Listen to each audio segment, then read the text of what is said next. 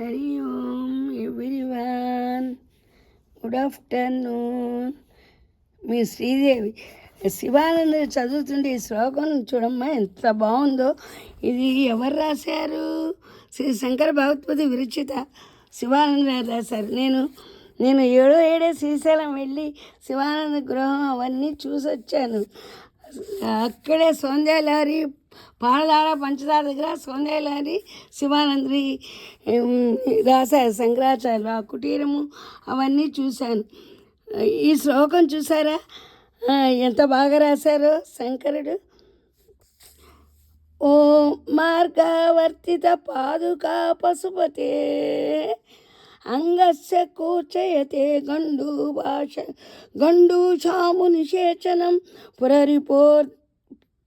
పురరిపో దివ్యాభిషేకాయతే కించిత్ భక్షిత మాంస శేషకబలం నవ్యోపహారాయతే భక్తి కిం న కరో చౌః వనచరో భక్తవతం సాయతే. దీని అర్థం ఏమిటంటే, ఆహాహా ఏమ శివభక్తి యొక్క మహిమా చమత్కారము. అడవిదారులను తిరిగే అపరిశుద్ధమైన చెప్పు శివుని లింగంను తూచే కుంచె అయినది. నోటితో నీటిని పులికించి చల్లడం శివునికి దివ్యమైన అభిషేకం అయింది. కొంచెం తినగా మాంసం ముక్క కొత్త నైవేద్యం అయింది. ఏమాశ్చర్యము! భక్తి ఏమైనా చేయగలదు. ఆటవికుడు భక్తులలో అగ్రగణ్యుడయ్యాడు. ఆయన ఎవరో మీకు తెలుసు కదా, శ్రీకాళహస్తి తెలుస్తుంది కదా, దాంట్లో శ్లోకం ఇది. ఆయన పేరేంటి?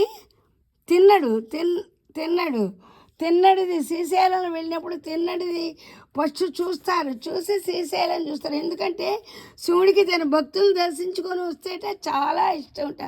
ఈ సంగతి మీకు తెలుసు, కానీ నేను ఈ శ్లోకం చదువుతూ మీకు వినిపించాలని చెప్పాను అనమాట. చూసారా ఎంత బాగుందో.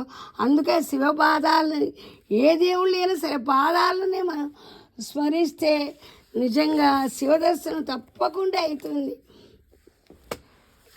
ఇది నేను చెప్తున్నాను.